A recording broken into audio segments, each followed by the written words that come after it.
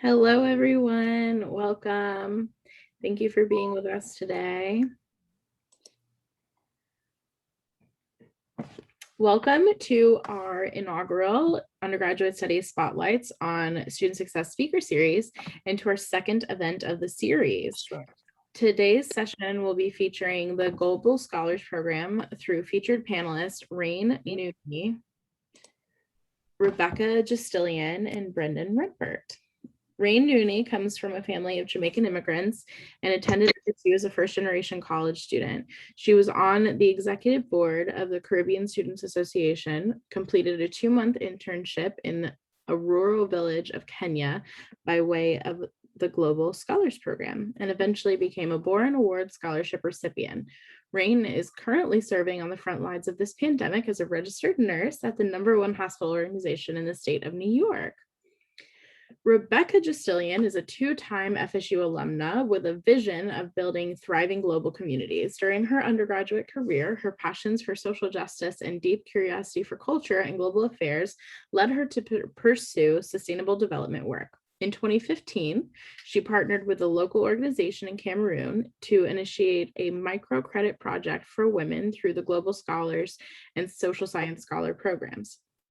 After completing her bachelor's degree in international affairs and economics, she joined the Peace Corps, where she spent over 2 years serving as an agribusiness advisor in Uganda. This past December, Rebecca earned her master's degree in urban and regional planning with a specialization in planning for developing areas, completing her capstone on organizational capacity building in Guatemala. During his time at FSU, Brendan actively served in the Tallahassee community through the guidance of the Center for Leadership and Social Change.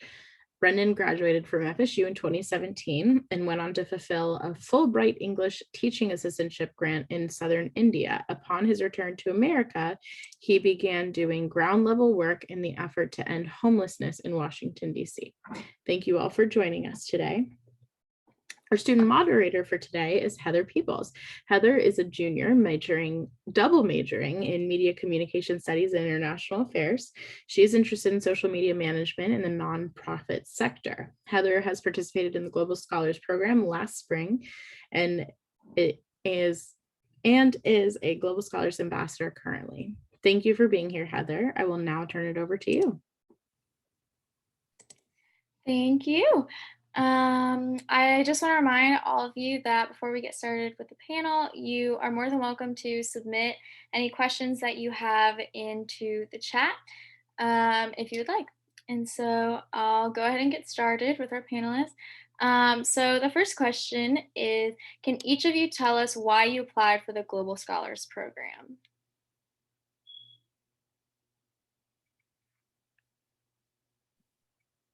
Yeah, I'll just go ahead and start. First and foremost, I just want to congratulate you all on becoming a Global Scholars, and I wish you all the best in your endeavors for the summertime when you guys do go ahead and start your internship. For me, I decided to do Global Scholars because I didn't know what I was doing at FSU. I was just going along, trying to figure out like what my true passion was and what I need to do, and I ended up applying for something called, what is it called again? I forgot. But anyway, with the Center for Leadership and Social Change, it's a program to like help you kind of figure out what you should do with your life and so forth. So I did that program, and I just decided to just apply for Global Scholars because I needed to do something outside of my comfort zone.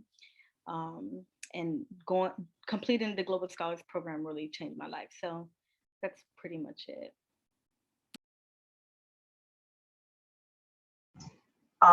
When I saw this question, I had a hard time remembering back then because that was, I think it was around 2014. So that's around 7 years ago when I applied to be a Global Scholar. But I do remember being a part of a lot of social justice spaces while like my first 2 years as an undergrad. And I also went on a medical mission trip to Haiti, and I found myself very disillusioned when I did go on that medical mission trip, and kind of just wondered, is there any way to, I guess, help and serve in other areas that is not harmful. And so I was kind of really left with that question of whether, any presence or us trying to help in other countries is good or bad. But I think Global Scholars, I liked the mindset that they were that was promoted, I guess, within the Global Scholars program, and the way that it emphasized service learning as opposed to volunteerism, or this kind of the way that I had seen it, like instead of charity and handouts. So that's what drew me to Global Scholars. And I also really wasn't interested in the other international programs at FSU, quite frankly. I was more interested in going to Africa or Asia or Latin America. And I kind of felt limited in the European options. And so I felt that Global Scholars was kind of a rare gem to do that as an undergrad that I don't typically see in undergraduate programs. Yeah, my journey was pretty similar to Rebecca's. I'd been spending a lot of time at the Center for Leadership and Social Change, and I had also been a trip leader for Florida State Alternative Breaks, if anyone has participated in that. And, every spring break, we would take a trip to go volunteer in some different part of the country. And after doing a couple of those, I started to feel that, that vibe that Rebecca talked about of just, realizing that maybe good intentions aren't enough. I don't think I was as fully aware of that. I think a big motivation was just kind of like, oh, let's take this to the next level. I just want to help, and then I think that's honestly why Global Scholars was so impactful, because it came with the Om Prakash program. And that's really what steered me in that direction, actually, because there were other options, kind of like the Mullership, if that still exists, or if anyone considered that. But the difference with that was that they just, you made a project proposal, and then they gave you money and you just went. There was no EDGE program, no Om Prakash. And so that's why I chose Global Scholars, because it was much more comprehensive in its, preparation for what this means, what Global Scholars means. Thank you. So for our next question, it's going to be a little bit of a combo question. So it's going to be, where did you go while you were a Global Scholar? And what did the trip entail? And then also kind of combining it with Emma's question in the chat. Did that experience end up being what you expected? Did it correlate to your interests? Did it help you find new interests? Kind of a loaded question, but just like your experience in general, if you can tell us a little bit about that.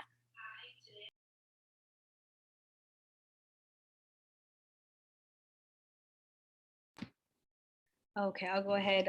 So I ended up going to Kihancha, Kenya.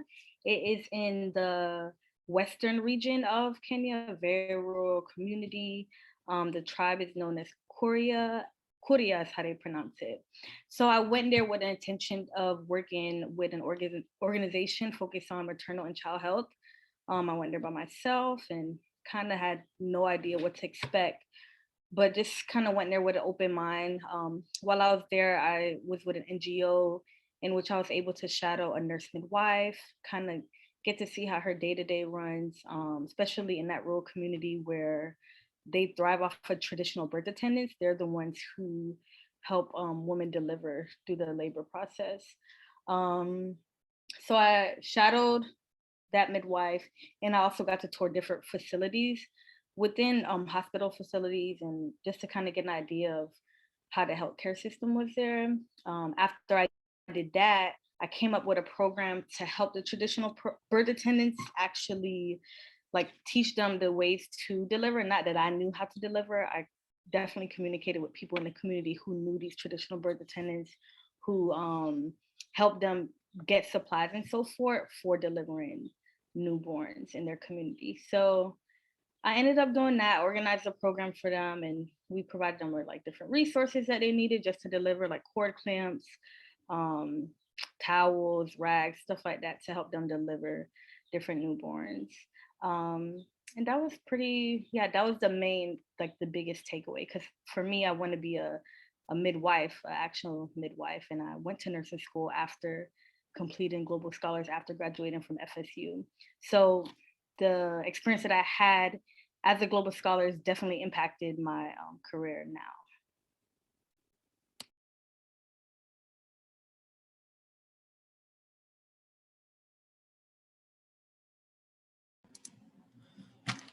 Yeah, I think, so I went to Assam in India, which is up in the northeast, closer to Bangladesh, to a nonprofit school to teach English.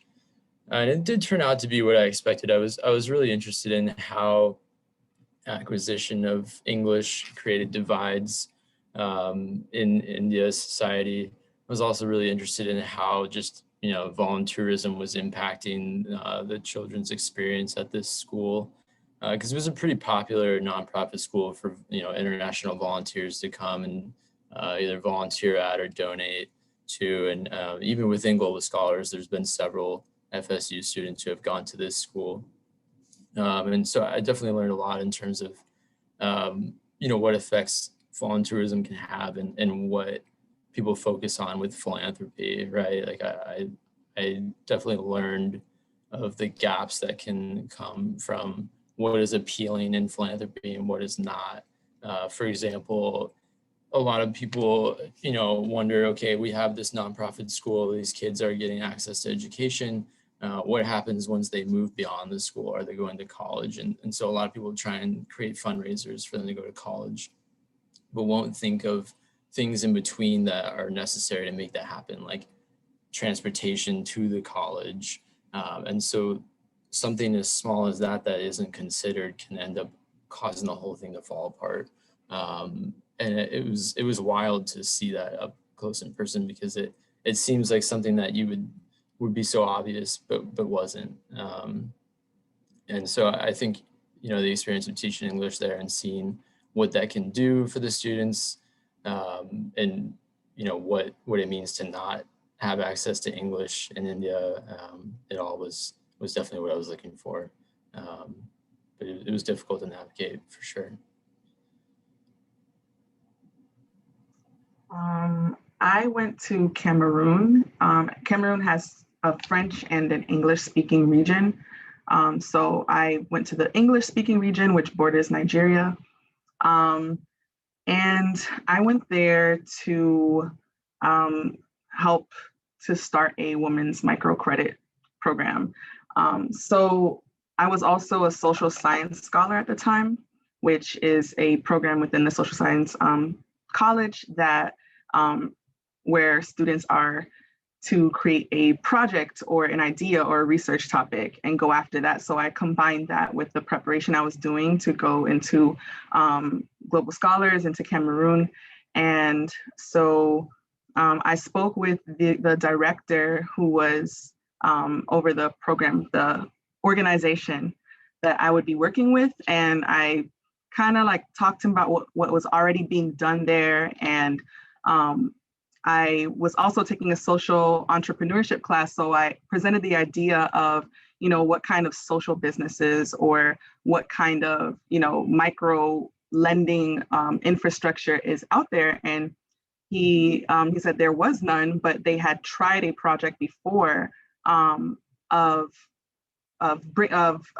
using a pool of money to start kind of a revolving loan scheme fund.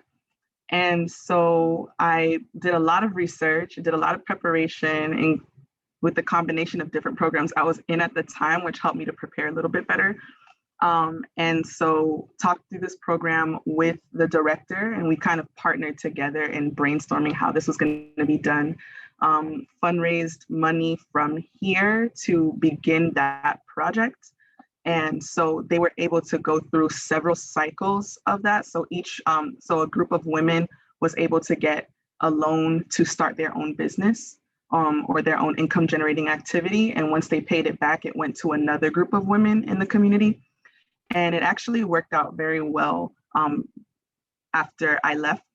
And as far as it being what I expected, I think going to the country itself or Cameroon itself, I had no expectations. I just kind of like relinquished all my expectations. And it ended up being a lot like so much. I mean, I had no expectations, so it was amazing as far as that. But I think as far as carrying out the program itself or the project that we had collaborated on or decided to do, that definitely did not go as expected, but it ended up working out in a way that was actually beneficial to the women. They had a say in, it was designed in a way that the women that we were working with would have a say in how it went and kind of finishing up the design of the project itself. So there were a lot of different things I did not expect as far as like culture barriers, mainly language barriers, just like everything getting lost in translation. Yeah, just things not going as I imagined, which was fine, but collaborating and trying to communicate on something that will work in such a short period of time was very interesting, I would say. For sure. Yeah. Thank you so much. You guys, your experiences sound so amazing. I'm so glad that we got a chance to hear a little bit about it. And so our next question is going to be a little bit of a combo. You guys are putting fantastic questions in the chat. So we're going to go kind of deeper into that. And so this is a combo of a few questions because they sort of overlap. But how have the skills that you learned during your experience with Global Scholars, how was it used after the program? In what ways has it shaped your career path? And did it correlate with your interests at the time, or were you able to find new interests from that for your future careers and experiences?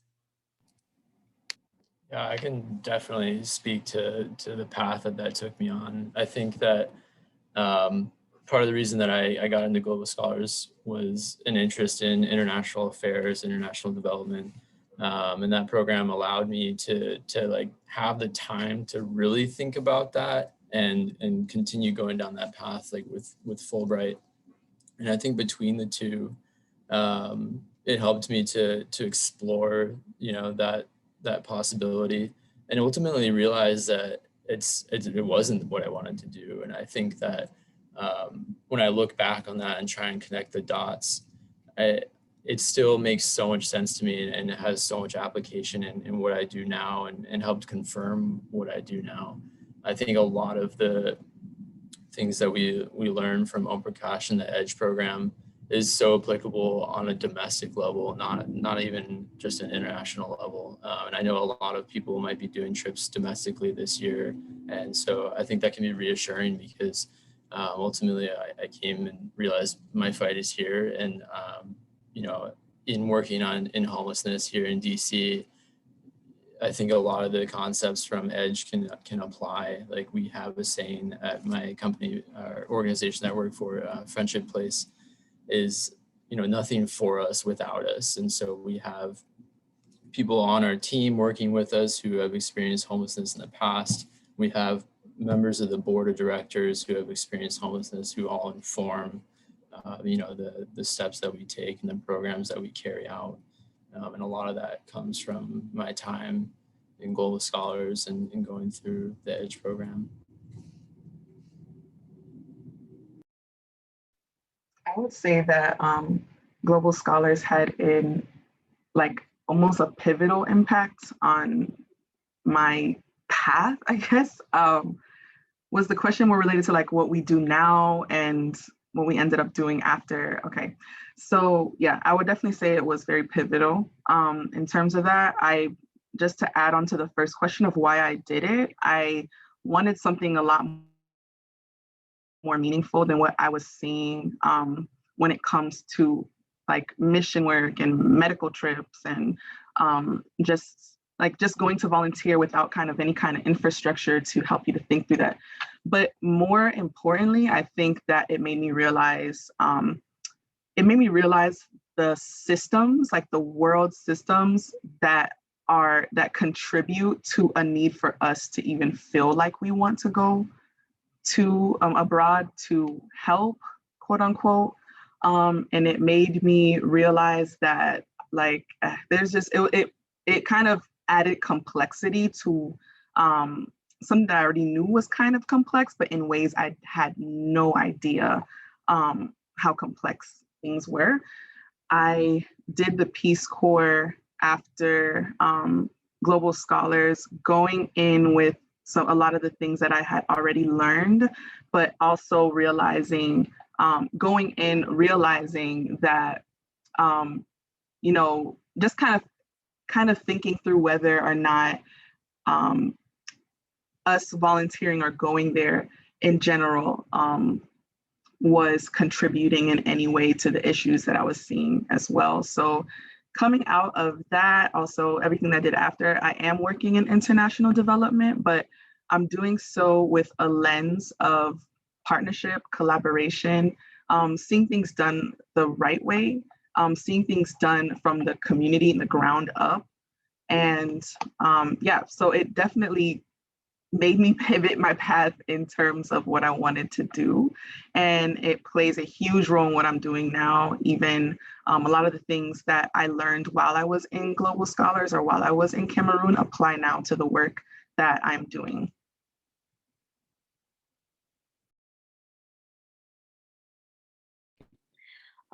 As for me, so I went to Kenya with the intention of doing global health work, specifically maternal and child health.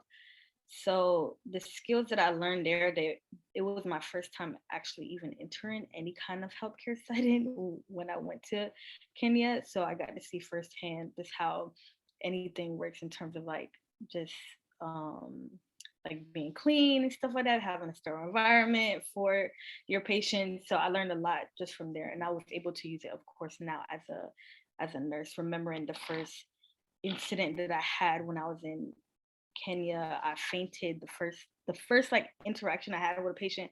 I ended up fainting, and that it steered my direction to become a nurse. I was like, it doesn't matter if I faint. If I faint again in the future, it's something that I want to do again. So yeah, global health, similar to Brendan and Rebecca. I didn't want to just go somewhere to stay for 2 weeks and then leave and say, hey, this is what I did and brag to everybody. No, I wanted to actually learn. That was my whole reason I'm going, was just to learn. So now as a nurse, I always reflect back on my experiences in Kenya, and it actually, being in Kenya actually led me to Tanzania, in which I applied for a Born Award Scholar. I ended up studying Swahili because of the language barrier that I faced in Kenya initially. So it definitely had an impact for me from the very beginning, just applying to Global Scholars all the way up until now. The passions that I had then is just only strengthened because of the experiences that I established and the connections that I made with people in East Africa. Thank you so much.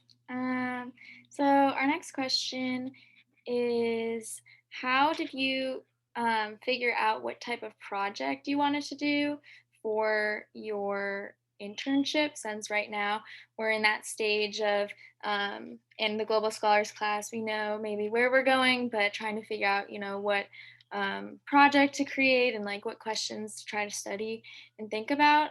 So how did you all figure out, whether you knew when before you went, or whether you sort of found it along the way, what basically was your project that you all created while you were in Global Scholars?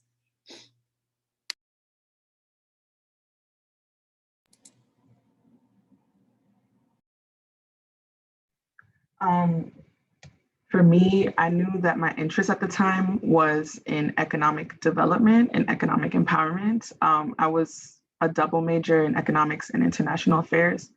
And so really my main motivation was to not just to try and find a way to do development or improve livelihoods in ways that is sustainable. And I felt that business models are a little bit more sustainable than maybe other methods, business, and also teaching and learning, training, capacity building.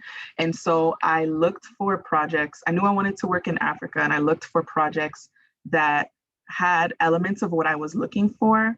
And when I landed on the the organization in Cameroon, RUDEC, it just felt right. And so I based it off of that. I also based it off of the interactions that I had with the director of that NGO. I set up conversations with him. I kind of went out of my way to really communicate and to see how that would even work out. And he was very responsive. He was very frank and direct and honest. And he was so willing to partner. And I also loved the idea that they had things going on, but he also was open to hearing other ideas and working together, which is really, really what I wanted. I feel like partnership is so valuable. They're like having enough room to learn because we don't know anything about the places that we're visiting, but then also having the room to partner and be innovative is a great, I think, a great intersection to find in any kind of organization you work with.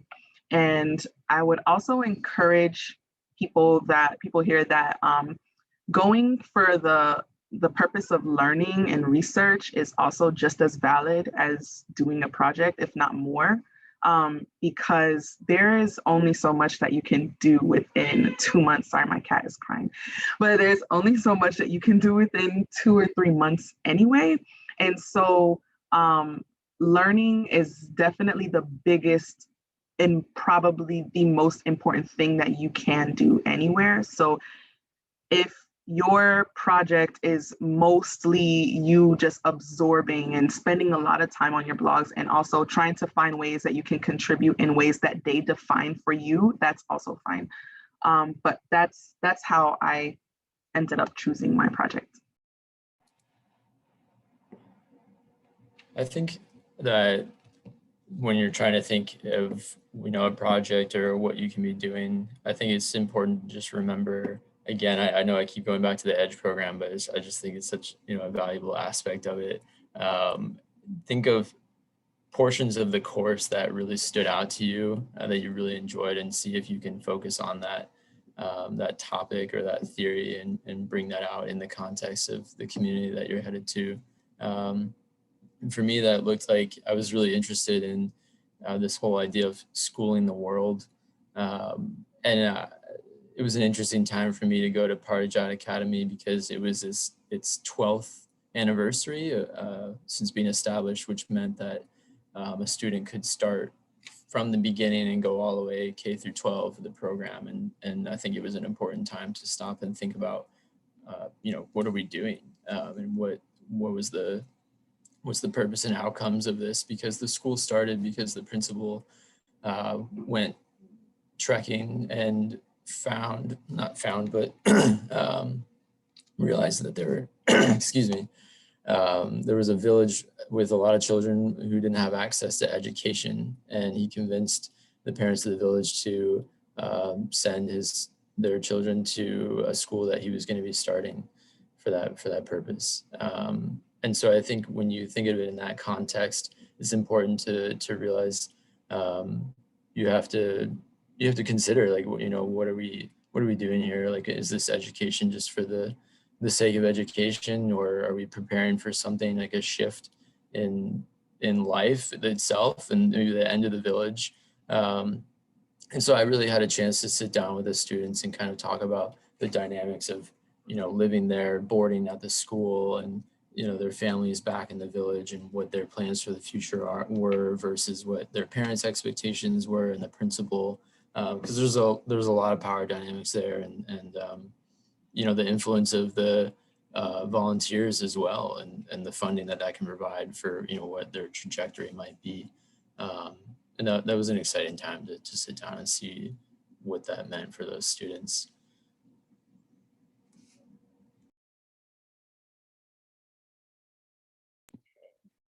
Okay, I kind of forgot. The question was if we knew what we were doing before, something like it had to do around that, right? And how we absorb the environment and something, correct? Yeah, just like your project for Global Scholars, yeah. Okay, so yeah, for me, I kind of didn't, I just knew it was going to have to be global health related because that's what I wanted to do. But it wasn't until I spoke with the director of the organization, he was the founder of the organization as well, to kind of see like what was the need, where were they lacking in terms of maternal and child health, the education, like are people not being educated, the lack of resources and so forth. So I knew once I got there, I really needed to kind of absorb the healthcare system there, visit different healthcare facilities to kind of get an idea of what I was up against and what I could do. And after really talking to the different healthcare leaders within the community, that's how I was able to figure out the project that I wanted to do, which was basically, it was a mother's care program dedicated to training traditional birth attendants within the community. So yeah, I didn't just go there kind of knowing exactly what I want to do. I had no clue. I spoke with the director. He kind of lead me into the direction of speaking with those healthcare leaders to really figure out where the gaps were within their healthcare system in the community. Thank you all. I'll do a little bit of a combo question from Annie and Talia's questions. So what challenges did you face during your time in Global Scholars, especially from a cultural perspective? And then on that, like, can you talk a little more about your experience of traveling to a country you've never been to? Was it difficult or more of a smooth transition? And just all of those challenges are really great things too.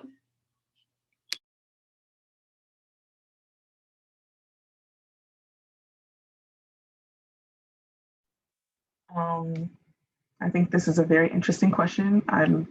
I'll speak for myself, but I know it's probably one of the things that stand out the most from many Global Scholars experiences is, being in an entirely new culture.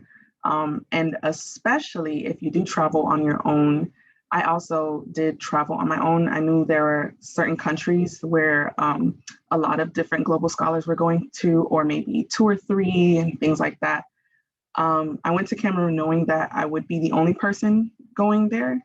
So that, I was prepared for.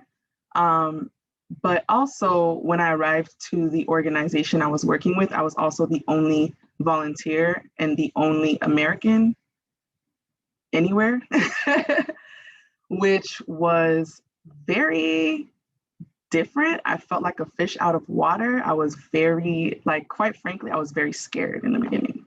I was very scared. But it was mainly because I think that there was like a disconnect with the director of the organization. Like, he didn't really give me much of an orientation. And I think when you live somewhere your whole life, you might not recognize what is new or foreign to someone else. So things that were normal to him were like shocking to me. And, I was just trying to figure out things like how to put credit on my phone, like how to go to the market. Like I'd never been to an open market to where I had to haggle prices and all of that stuff. Catching taxis, like just basic things were so it was a completely different world that I had to kind of force myself to figure out. But I think it was honestly the best thing that could have happened for me to go there alone, because it really forced me to interact with people and it really forced me to get out of my comfort zone. I think that when you have other people from, your program or other Americans or other people from Western countries around, it is so easy to cling to them and to not interact with others. And so when other volunteers did end up coming to the organization later on, they would do everything together. They would walk everywhere together. They would interact with each other as opposed to people in the community. And so I felt that kind of gave me a really, it gave me a lot of courage and fearlessness, realizing there was really nothing to be uncomfortable about. It was more so a matter of me getting out of my social bubble. And it made me an extrovert, really. Talking to random people a person in a taxi would tell me how to get places. I would talk to the lady on the corner, like the lady who roasted fish was like my best friend. And so I would say that, just to go back to the question, make sure I'm answering them. Yeah, it was definitely interesting from a cultural perspective. And I think the even bigger thing is recognizing privilege and recognizing how being a Westerner in general, no matter what race or ethnicity you are, puts you at a certain level. I think in most countries that global scholars will end up going to. That was a lot to navigate. So in spite of looking like most of the people in Cameroon, I was often seen as like, I guess they would call me white girl. They would call me like all kinds of, they basically had like an idea that anybody from America or anybody from any country like in the West or Europe was way above them. And that was it's kind of jarring because there are ways that we can go to these countries and take advantage of that without recognizing that we are having a red carpet rolled out for us, and recognizing that we're being given like an immense amount of privilege that most people around wouldn't have. And so when I was able to blend in and when I was kind of like incognito, it was interesting to see how I was treated as opposed to when people knew I was an American. So I think that is something to keep in mind and be very cognizant of, that we have an immense amount of privilege going to these places, and you can't get rid of it. There's nothing that you can do. There's really no way that you can step down from the pedestal that people will put you on.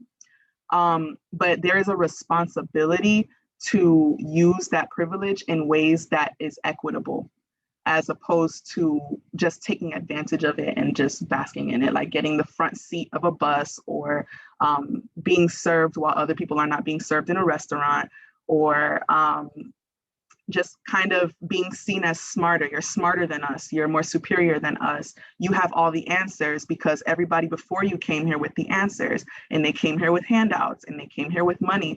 So in a lot of ways, you are going to be associated with everyone who came before you. You're going to be associated with every missionary, every doctor, every person that has come that is I guess coming from your background, whether or not you relate to those backgrounds, you are going to be grouped in with. And so that is something to navigate, think about, and use to probe people's minds, and also use that to learn and understand what role that you need to play, whether it's listening more or partnering more.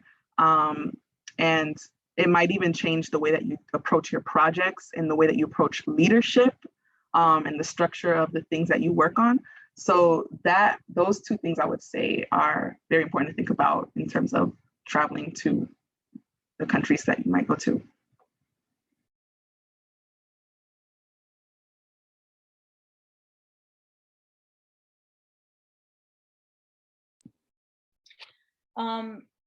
Rebecca brought up a good point as being like the only American in the entire place that she was in. The same thing occurred for me. I was like the only American, and I thought that being Black, I would be able to fit in with everybody else, but that did not turn out the way I had planned. I tried to fit in and dress like them, and they knew. They just looked at me. They knew, and they would call me Mzungu, which is the word for white person.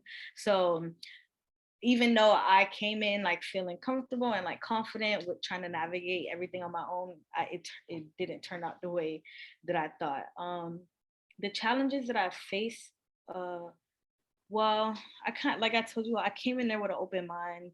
I knew there was going to be challenges. I didn't have much expectations other than the founder of the organization. He told me, when you come, you're going to be fetching water. When you come, you're going to be living in these kind of conditions. And he actually told me a lie. When I got there, it was not that at all. So some things worked out in my favor. I didn't have to fetch water, thankfully. But just being in the market and really trying to navigate being there alone, because I did travel alone, as did Rebecca. It allowed me to kind of just be more independent and know that, okay, you just have to step out of your comfort zone. There's no way you'll survive here the next 2 months if you don't speak to people, if you don't even try to learn a little bit of their language. So those were the biggest challenges, just like the language barrier, but because I decided to step up and kind of just get out of my comfort zone, that kind of helped me get around. What else? Gender disparities. There's like a huge, of course, we know there's hierarchy in gender in like East Africa and in many parts of the world, but where I was, gender definitely played a big role. Like women, they don't really look at you as a woman. They don't look upon you for like any kind of advice, or they don't really want to hear much that you have to say. They definitely listen to men more than women. So that was kind of hard for me, especially growing up in a community around like a women empowerment and so forth. But I decided not to go there and try to tell people what to do. This is their culture. This is how it is for them. I sat back, I listened, and when I got the chance to speak with the founder of the organization to kind of like really figure out like the roots to where all this began, it was interesting to hear like the different backgrounds and the historical views of all of it.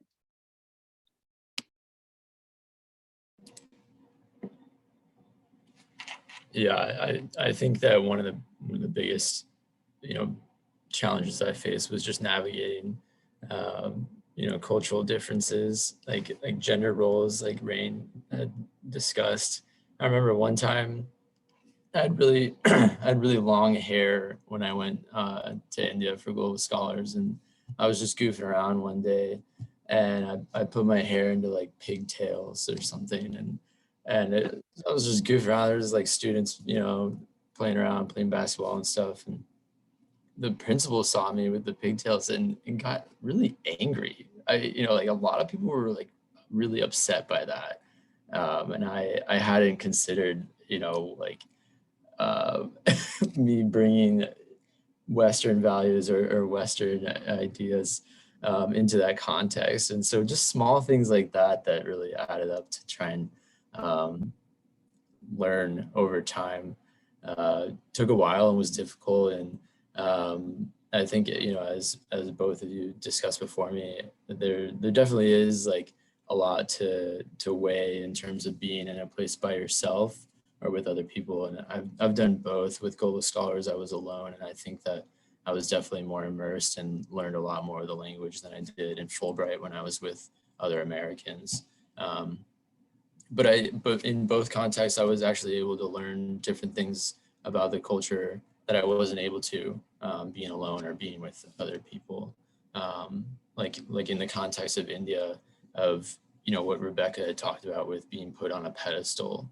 Like when that happens, like what level of that is being American, and what part of that is just being white. Because I had a lot of colleagues that, I had one colleague who her parents were from Sri Lanka, but she was born in America.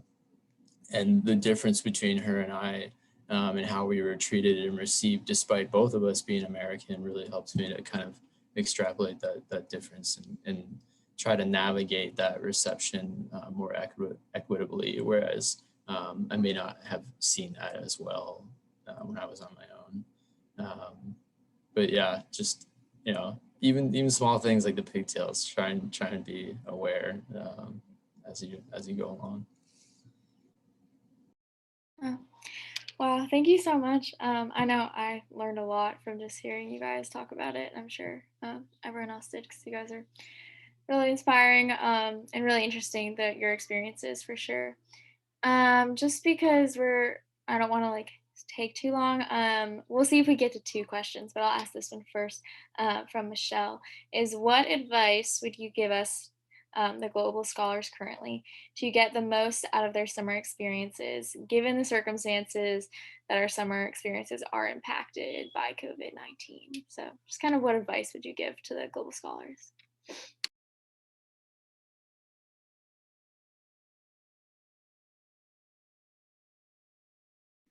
Think about that one.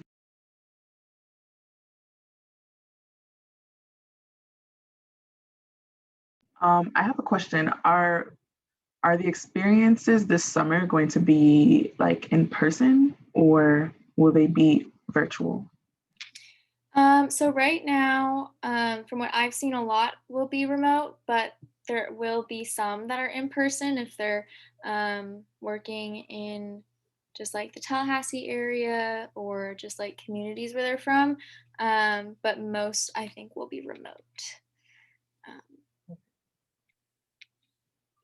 Yeah.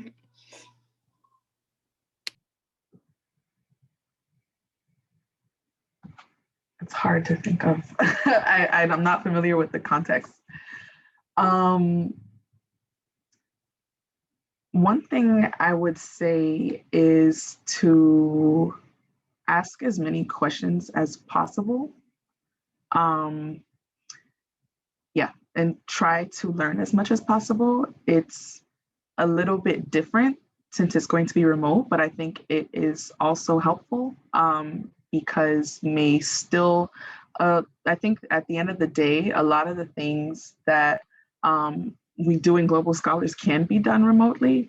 And I still think there are opportunities to kind of plug in into understanding the culture and also understanding the context of the issues, but trying to, I guess, communicate as much as you possibly can, which is what you can do, and to ask as many questions as you can, and just taking it from a perspective of absorbing and learning as opposed to seeing things through your own lens, which I'm pretty sure has been discussed numerous times in within the EDGE program. I realized today that everyone here is in the Global Scholars Program and has already gone through the kind of more, I guess, paradigm shifting parts of the EDGE program. But yeah, definitely taking things from a perspective, from another perspective, I would say.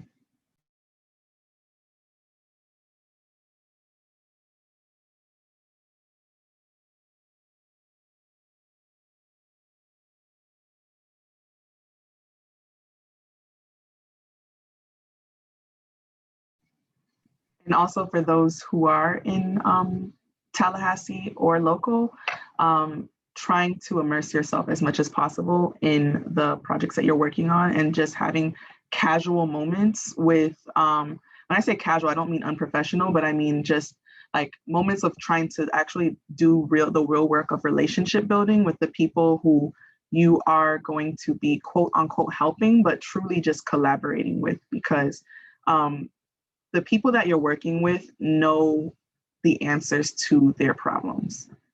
So being able to build on a relational level, I think is very, very, very beneficial.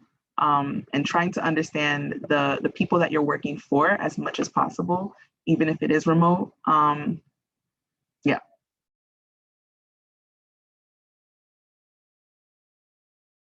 I think Rebecca said it all. I think she said most of it, yeah.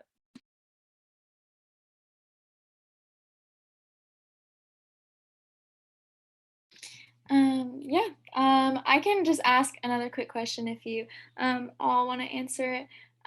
If you could go back to when you participated in Global Scholars in your summer experience, is there anything that you would do differently?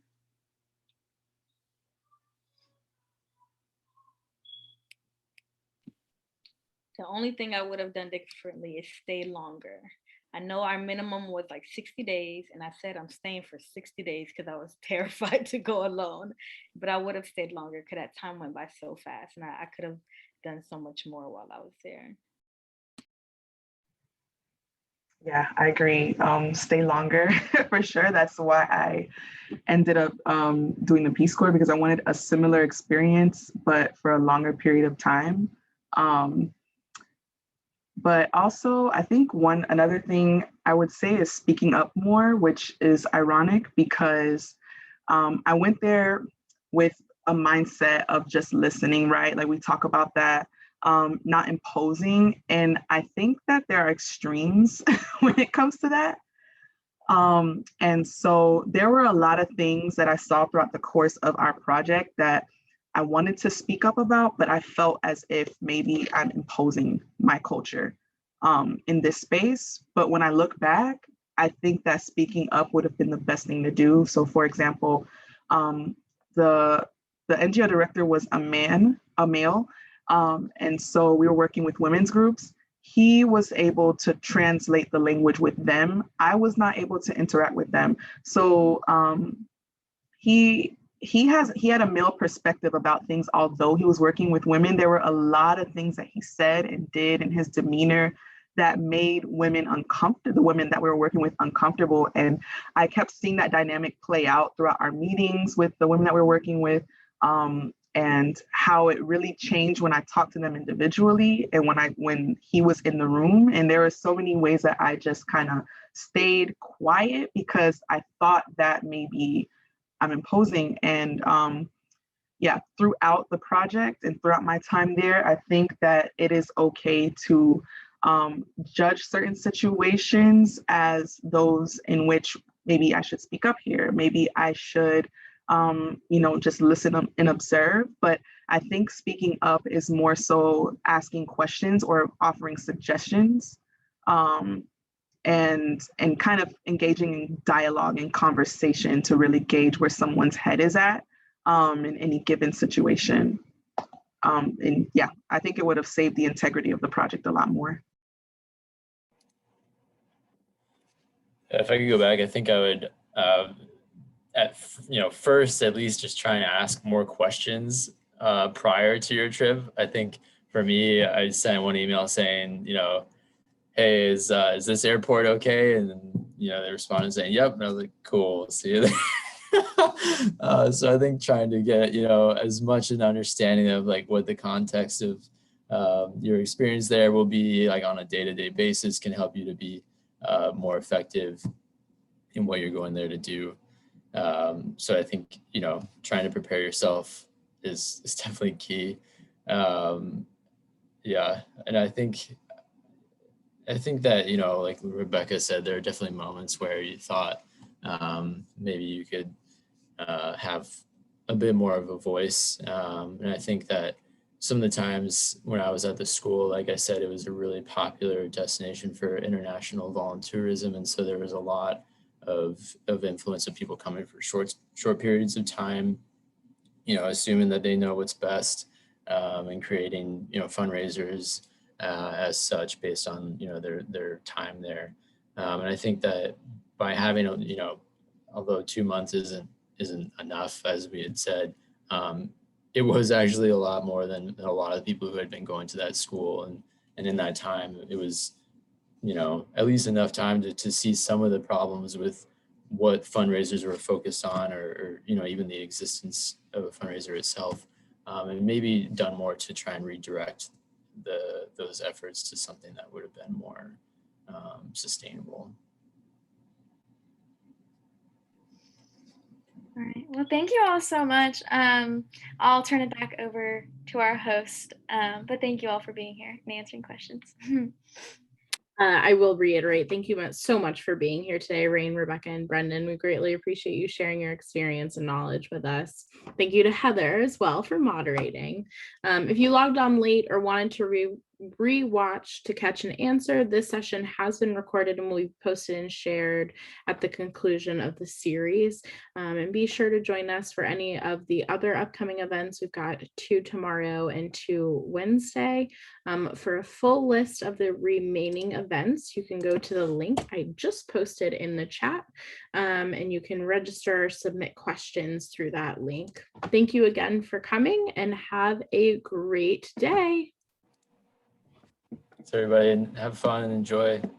Thank you all. Bye. Thank you.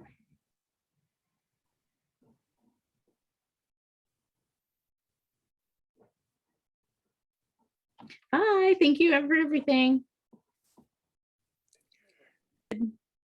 Bye, panelists. I don't know if anyone's left here. Oh, no, they're gone. But No, they're gone. yeah, I Heather, sent private messages, but I just wanted to say hi if I caught them. Thank you for arranging this, Allison and Danielle. of course, we enjoyed it. It was Thank sweet. you for supplying so many audience members. It helps if you volunteer.